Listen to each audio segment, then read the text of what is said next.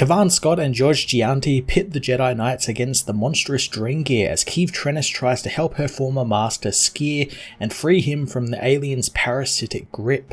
Kavan Scott continues his really fun exploration of the High Republic era by keeping the action and character drama going, as well as continuing to up the stakes for the Drengir storyline. I like that Kavan gives the Jedi a win here, but one that doesn't really feel like a win, seeing as what Keeve had to go through to get it, and what she is left with being that the connection with the Drengir is now permanent with her. So there's definitely really cool ways they can go in exploring that. I imagine they will go in exploring that, especially since the character of Keeve herself is kind of unsure of herself and what is happening with her master, so I imagine this will just add to that and maybe even force her down a dark path.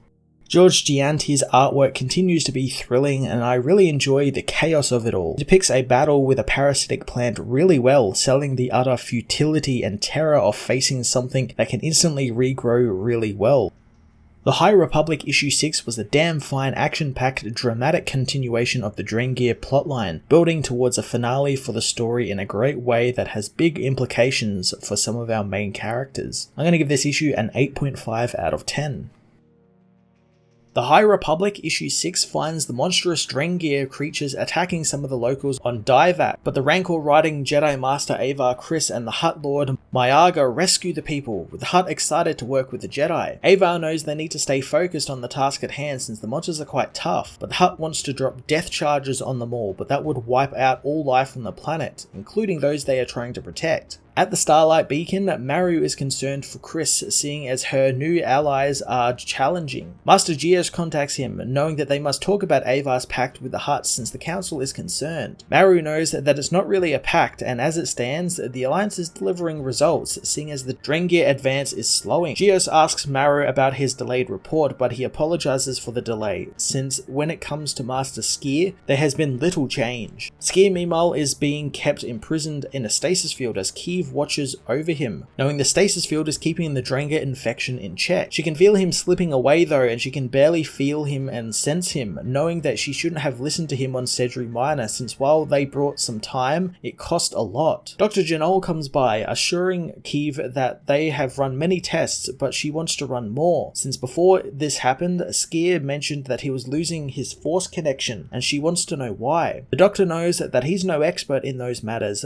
but the cause might not be physical at all, and Master Skier could just be suffering a crisis of faith. Keeve wants to move on with the scans, however, and the doctor obliges as the Jedi on Divac find the captured settlers. Avar's Rancor are soon killed and taken by the Drengir, causing her to confront them on foot as they continue to try and eat the Jedi and the Hutt. Mayaga notes how the Rancor has become corrupted, shooting it dead as Avar becomes angered, telling the Hutt that that was a living thing. She knows this is getting out of control, calling in Starlight Beacon for some reinforcements, and all Jedi on the beacon are to be sent to help. Keeve, however, cannot leave Skier alone as Maru orders her to meet him in the hangar. With no other choice, Keeve shuts down the stasis field around Skier, but before she can finish her talk to him, the Drengir inside his arm infects Keeve, who is pulled into a dream world where she meets with Skier, who knows that this isn't the Jedi way, but Keeve doesn't care. Skier reveals that this dream world is how the Drengir communicate, and knows the archivist Oberlin would probably not shut up about this place. He says that it's a visual representation of the root mind, but doesn't know if it's a connection through the Force or not. Keeve tries to broach the subject about his connection to the Force, but he cannot have this conversation now, instead saying that he tried to see what lies at the heart of the system,